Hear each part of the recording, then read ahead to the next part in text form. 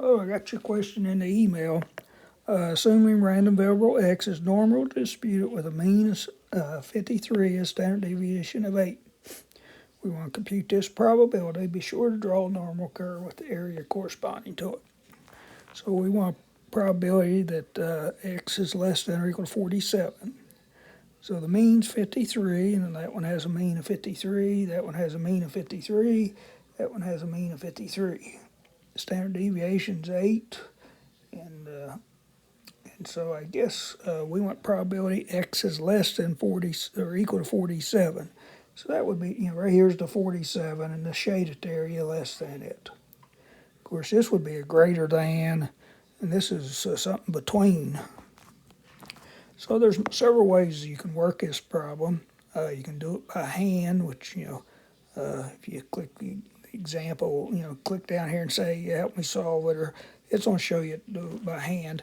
The section does have videos on using technology, both the calculator and StatCrunch. I'm going to use StatCrunch.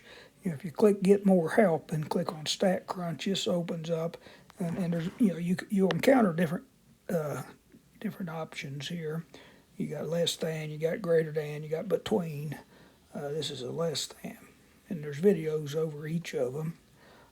So you open this normal calculator and you just put in the values, the mean of 53 and the standard deviation of 8. And then, we want less than 47.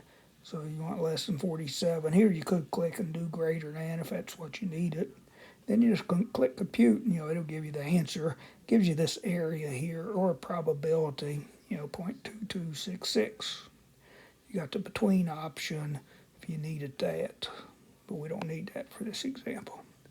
So, if you use StatCrunch on these problems, become familiar with it, you can complete these pretty quickly if you become familiar with this normal calculator. Hope that helps.